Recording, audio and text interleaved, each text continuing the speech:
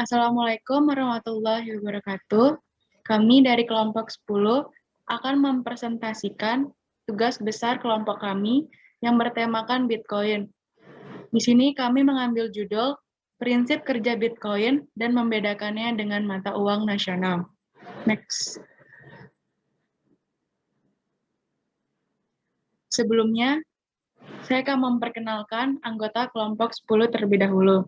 Yang pertama, ada Dewi Putri Cantica dengan NIM F1D 019019. Yang kedua, ada Jihad Asyahid dengan NIM F1D 019043. Next. Yang ketiga, ada Muhammad Diagama Surya Antariksa dengan NIM F1D 019069. Yang keempat, ada Medina Indriani dengan NIM F1D 019061. Dan saya sendiri, Novianda Safira Suryawati Yomo dengan NIM F1D 019079. Next. Materi pertama akan dibacakan oleh Saudara Jihad Asyahid. Kepada Jihad dipersilahkan. Baik, terima kasih kepada moderator. Materi yang pertama yaitu pendahuluan. Perkembangan teknologi saat ini sangat pesat yang membawa perubahan pada seluruh aspek kehidupan masyarakat. Seiring dengan perkembangannya, berkembang pula kegiatan ekonomi yang terjadi dalam masyarakat.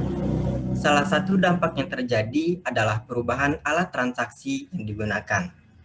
Sebelum adanya mata uang, transaksi dilakukan dengan melakukan pertukaran barang atau yang biasa disebut dengan barter. Akan tetapi, lambat laun barter menimbulkan kesulitan, yaitu kesulitan menemukan orang yang mau menukarkan barang yang dibutuhkan dan mau menukarkan barangnya, dan sulit untuk menentukan nilai barang yang akan ditukarkan.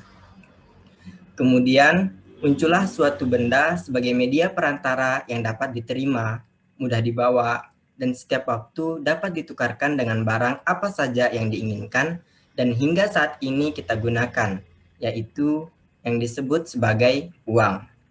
Uang memiliki banyak jenis, ada yang berbasis tunai dan ada juga yang berbasis non-tunai, yaitu seperti uang giral, kartu kredit atau debit, dan inovasi terakhir yang fenomenal saat ini yaitu uang virtual.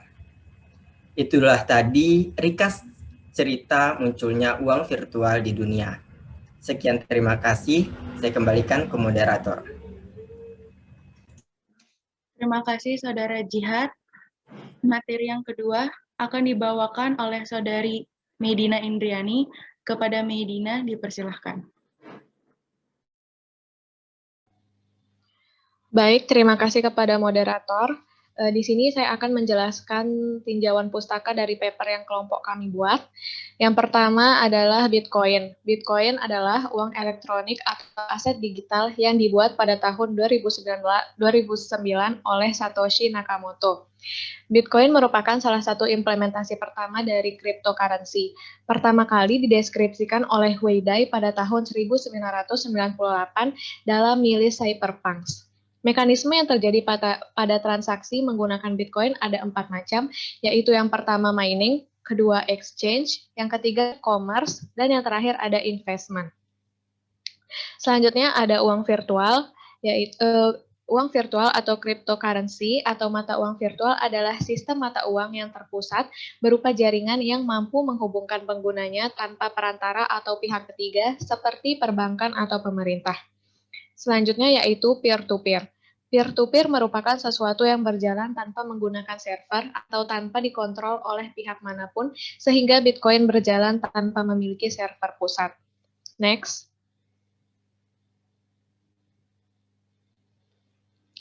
Selanjutnya ada mata uang nasional. Menurut ahli ekonomi J.P. Croward, uang adalah segala sesuatu yang dapat diterima oleh masyarakat umum sebagai alat tukar-menukar dalam lalu lintas perekonomian yang dapat dipakai untuk melakukan pembayaran baik barang, jasa, maupun hutang yang dapat dilakukan baik sekarang maupun di kemudian hari. Yang terakhir ada alat transaksi. Alat transaksi adalah suatu benda yang dapat dijadikan sebagai barang pertukaran yang dilakukan oleh individu atau organisasi dan dapat berpengaruh terhadap harta atau keuangan yang dimiliki, baik itu berkurang ataupun bertambah. Sekian dan terima kasih. Saya kembalikan kepada moderator. Terima kasih kepada Saudari Medina. Selanjutnya, materi yang akan dibawakan oleh Saudara Jihad Asyahid. Kepada Jihad, dipersilahkan. Baik, terima kasih kepada moderator. Materi yang selanjutnya yaitu metode penelitian.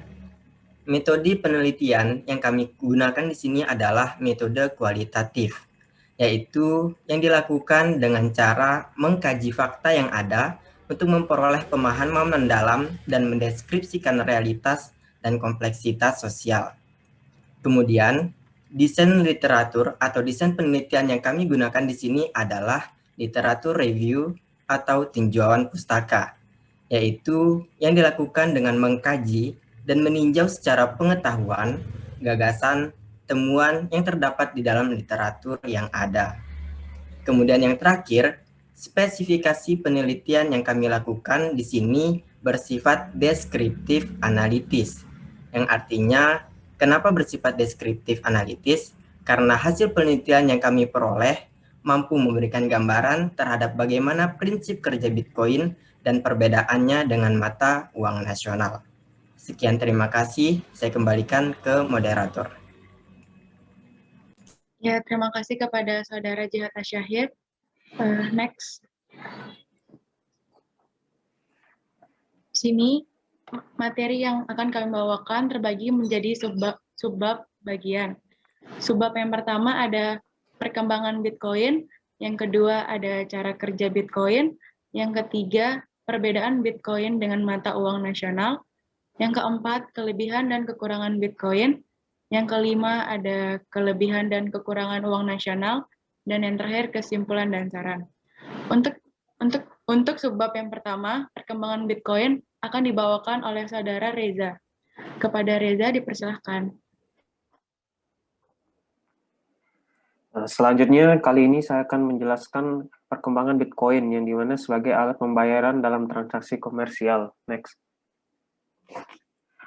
Mata uang virtual atau yang biasa disebut cryptocurrency saat ini sedang mengalami keberkembangan. Salah satu contoh dari cryptocurrency yaitu Bitcoin.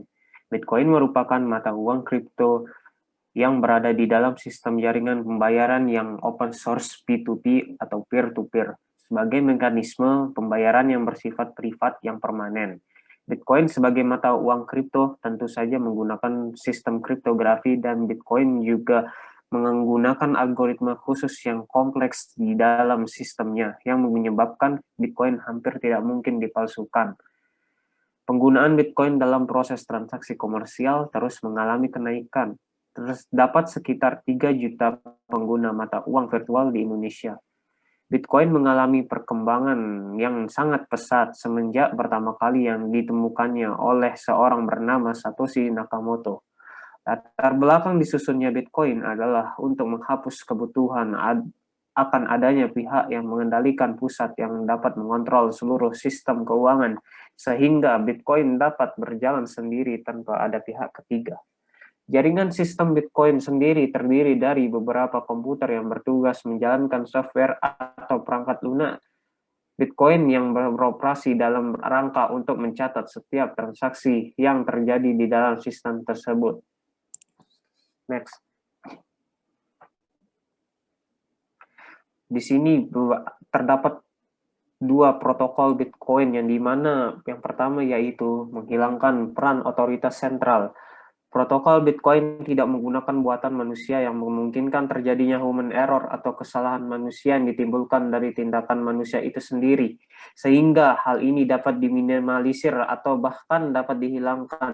Protokol yang digunakan dalam Bitcoin sepenuhnya didasarkan dan berlandaskan algoritma.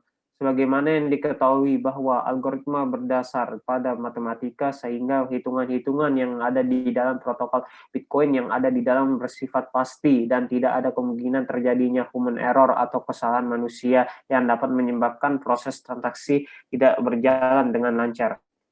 Yang selanjutnya yang kedua, yaitu mendistribusikan sejumlah dana.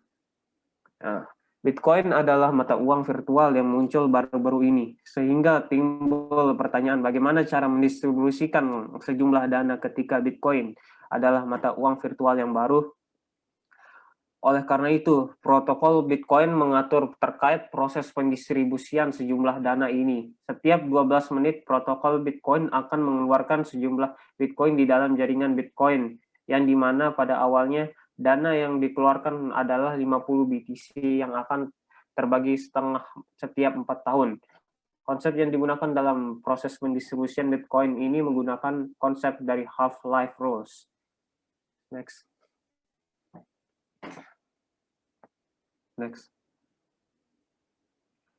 Selanjutnya, kali ini saya akan menjelaskan bagaimana cara memperoleh Bitcoin, yang dimana yang pertama yaitu mendapatkan Bitcoin dari pihak lain.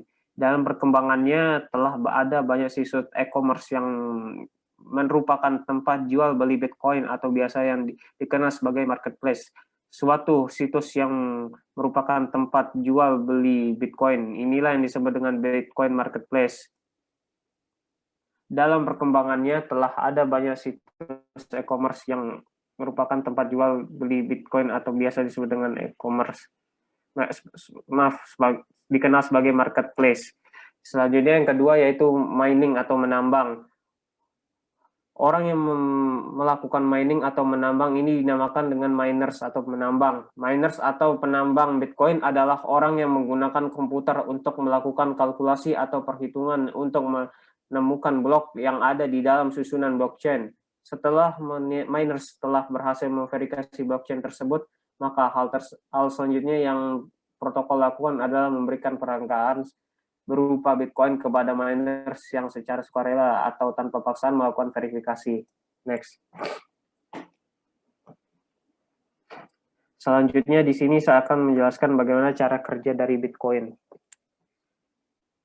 Yang pertama yaitu pengguna harus memiliki dompet digital, kemudian dikirim oleh wallet ke jaringan peer-to-peer, kemudian diproses, kemudian melakukan mining, kemudian memecahkan kode blok untuk transaksi, kemudian diberikan reward sejumlah Bitcoin pada transaksi berhasil. Next. Sekian dari saya, terima kasih. Selanjutnya saya lempar ke moderator. Ya, terima kasih kepada Saudara Reza. Materi yang selanjutnya akan dibawakan oleh Dewi Putri Cantica. Kepada Saudari Dewi Putri Cantica, dipersilahkan. Terima kasih saya ucapkan kepada moderator. Selanjutnya saya akan menjelaskan materi tentang perbedaan Bitcoin dengan uang nasional. Next. Pada perbedaan Bitcoin dan uang nasional, kita dapat membedakannya dari 5 aspek. Yang pertama itu aspek lembaga yang mengeluarkan, yang kedua aspek bentuk, yang ketiga jumlah yang diciptakan, yang keempat kebutuhan pemahaman, dan yang kelima tujuan pasar. Yang pertama yaitu lembaga yang mengeluarkan. Bitcoin merupakan teknologi peer-to-peer dan tanpa memiliki otoritas pusat atau lembaga lain yang melakukan pengawasan terhadap operasi yang dilakukan. Sedangkan mata uang nasional dikeluarkan oleh bank sentral yang memiliki kewenangan dan kebijakan dalam moneter nasional. Yang kedua yaitu aspek bentuk fisik. Bitcoin dirancang sedemikian rupa untuk menjadi bentuk yang virtual, sedangkan uang nasional diciptakan dalam bentuk fisik yang dapat disentuh dan dirasakan. Yang ketiga yaitu aspek jumlah yang diciptakan. Bitcoin diciptakan dalam jumlah yang dibatasi yaitu sampai dengan 21 juta. Sedangkan uang nasional dapat diciptakan atau diterbitkan tanpa batas atau sesuai dengan kebutuhan yang dibutuhkan di pasar. Yang keempat yaitu kebutuhan pemahaman. Pada Bitcoin dibutuhkan pemahaman dengan tingkat yang tinggi karena Bitcoin menggunakan teknologi cryptocurrency, sedangkan uang nasional tidak membutuhkan teknologi dan pemahaman yang tinggi dalam menggunakannya. Sehingga tentunya uang nasional lebih mudah digunakan dan lebih menjadi pilihan bagi masyarakat. Yang kelima yaitu tujuan pasar. Penerimaan Bitcoin masih terbatas, di mana hanya dapat digunakan oleh toko-toko tertentu. Sedangkan uang nasional dapat diterima oleh semua kalangan, baik itu penjual maupun pembeli. Next. Selanjutnya yaitu kelebihan dan kekurangan Bitcoin. Next. Nah, yang pertama di sini ada 3 poin terlebih dahulu. Yang pertama, nilai dari Bitcoin cukup stabil. Mengapa cukup stabil? Karena Bitcoin sendiri tidak langsung berinteraksi dengan dunia luar, sehingga bagaimanapun kondisi politik yang terjadi di luar tidak memberikan pengaruh yang signifikan terhadap harga dari Bitcoin ini. Yang kedua yaitu mata uang global. Bitcoin merupakan mata uang dunia yang dipakai di seluruh negara, sehingga Bitcoin tidak berasal dari negara manapun. Yang ketiga yaitu tidak adanya intervensi dari pihak ketiga. Tidak adanya intervensi dari pihak ketiga, transaksi lebih cepat dan mudah, tidak dipungut biaya pajak, tidak ada resiko chargeback, memiliki resiko yang minim terhadap inflasi dan dapat dipalsukan, merupakan suatu keunggulan Bitcoin yang dapat mengatasi kerisauan para penggunanya. Next. Selanjutnya yaitu kekurangan Bitcoin. Di sini ada 4 poin. Yang pertama itu sulit melakukan transaksi fisik. Ketika seseorang melakukan transaksi fisik, sangat sulit dilakukan melalui Bitcoin karena Bitcoin merupakan mata uang virtual yang harus dilakukan melalui digital. Yang kedua yaitu rentan terjadinya kehilangan. Bitcoin sendiri disimpan filenya dalam handphone ataupun komputer. Maka jika terjadi suatu kesalahan pada komputer atau jika tidak sengaja terhapus, maka file Bitcoin itu akan hilang begitu saja. Yang ketiga yaitu digunakan sebagai alat kejahatan. Bitcoin sendiri sering digunakan dalam aksi kejahatan seperti pembelian senjata secara ilegal dan pencucian uang. Yang keempat yaitu harga cenderung tidak stabil. Hal ini disebabkan karena pembelian dan penjualan yang terjadi di pasar sehingga menyebabkan adanya perubahan harga yang terjadi. Next. Selanjutnya itu kelebihan dan kekurangan uang nasional. Next. Kelebihan dari mata uang nasional adalah praktis dalam penggunaannya. Dapat digunakan dalam setiap transaksi yang dilakukan. Selain itu, uang nasional merupakan alat pertukaran yang digunakan oleh seluruh masyarakat. Karena berbeda dengan Bitcoin, uang nasional dapat diterima oleh semua kalangan masyarakat, baik itu penjual maupun pembeli. Namun, selain memiliki kelebihan, uang nasional juga memiliki kekurangan, yaitu berupa pengaruh ketergantungan yang ditimbulkan, karena sebagian mata uang memiliki pengaruh yang besar. Terjadinya perubahan dapat menyebabkan efek berantai, seperti naik atau turunnya harga barang pangan, hutang piutang negara dengan instansi lain, politik dalam negeri, maupun ekonomi dengan dunia lain merupakan bentuk ketergantungan dari uang nasional. Terima kasih, saya kembalikan ke moderator. Ya, terima kasih Saudari Ica atas materinya. Selanjutnya, saya akan membacakan kesimpulan dari materi yang kami bawakan. Next.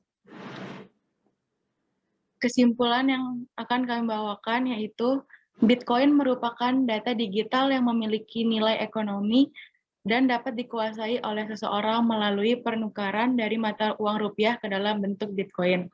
Yang kedua, Bitcoin juga menggunakan metode peer-to-peer. Yang ketiga, konsep uang virtual dengan konsep mata uang nasional pada dasarnya sama, sebagai alat tukar dan pengukur nilai. Yang keempat, Bitcoin sebagai mata uang masih menimbulkan pro dan kontra di kalangan para pakar ekonomi terkait kelegalannya. Dan yang terakhir, menimbulkan pro dan kontra, ada yang memperbolehkannya dan ada juga yang mengharamkannya. Next. Saran yang kami ajukan adalah alangkah baiknya agar masyarakat lebih cerdas dan cermat dalam mencoba suatu hal yang baru, di mana hal tersebut bisa saja dapat menimbulkan hal yang menjadi penyesalan di kemudian hari. Dan juga, sebuah alat transaksi lebih baik jika memiliki jaminan dari pemerintah agar resiko yang akan terjadi dapat dipertanggungjawabkan. Next. Sekian dari presentasi kelompok 10. Mohon maaf bila terjadi kesalahan atas penyebutan kata. Wassalamualaikum warahmatullahi wabarakatuh.